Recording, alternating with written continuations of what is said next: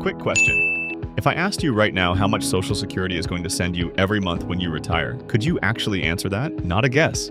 An actual number. Most people can't. And that's strange because it's one of the biggest financial decisions of your life, and almost nobody in their 20s, 30s, or 40s has actually worked out the real number. So let's do that. I want to cover 3 things: how your check actually gets calculated, what the real numbers look like in 2026, and something a lot of finance content skips: whether the money will even be there the way we expect it to be. Here's how the number gets built.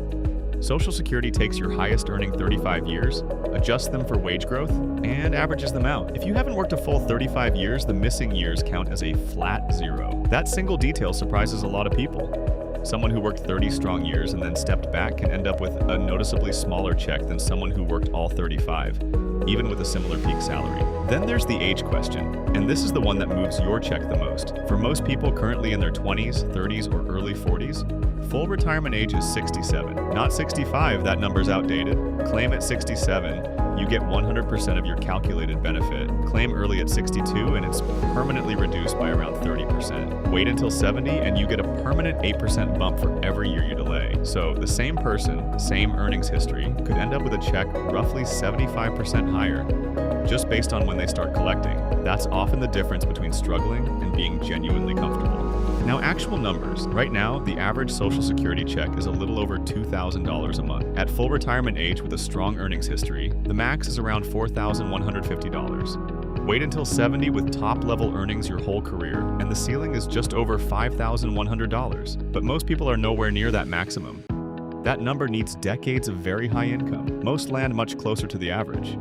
There's also a yearly cost of living adjustment, up about 2.8% this year, but that mostly just keeps pace with rising prices. It doesn't grow your actual purchasing power.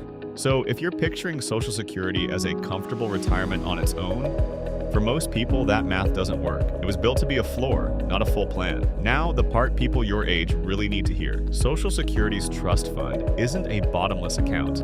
It's being spent down faster than money comes in. According to this year's official government trustees report, the retirement portion of that fund is projected to run out of reserves around 2032. That's not a fringe claim. That's the government's own estimate. Here's what running out actually means. Social Security doesn't disappear. By law, it can't pay more than it collects once the reserves are gone. So unless Congress acts before then, current projections show the program could only pay around 78% of scheduled benefit, an automatic cut of roughly 22% for everyone getting checks at that point. A $2,000 check could drop to somewhere around $1,500. I want to be careful here because a lot of content turns this into pure panic. And that's not accurate either. They raised the retirement age back in the 80s specifically to fix its finances. It's very possible lawmakers step in again before 2032. Nobody knows exactly what that fix looks like or if it happens at all. But the honest takeaway is this.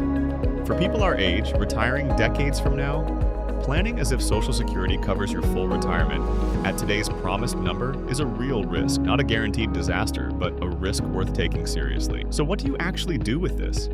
First, treat Social Security as a supplement, not a foundation. Build your real retirement plan. 401k, IRA, personal investments, as if that check might come in smaller or later than promised.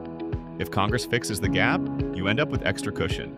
If they don't, you're not caught off guard. Second, your claiming age matters enormously, and it's worth thinking about now, even decades early. The swing between claiming at 62 and 70 is roughly 75% on your monthly check, one of the few financial decisions where waiting can be worth that much, if your health and finances allow it. Third, check your actual estimated benefit right now for free using your real earnings history through the Social Security Administration's own online account. Most people have never looked. It takes about 10 minutes and turns this from an abstract worry into a real number you can plan around. Social Security isn't going away, and this isn't a doom video, but the version of it you get decades from now will probably look a bit different from what today's retirees receive, through some mix of policy changes, your own claiming decisions, and how much you build outside of it. The people who end up okay are the ones who plan as if it might be smaller, not the ones who assumed it would just work itself out. If this helped you understand where you stand, go check your real number on the SSA site. It's genuinely eye-opening either way. Let me know in the comments how close your number came to what you expected. I'll see you in the next one.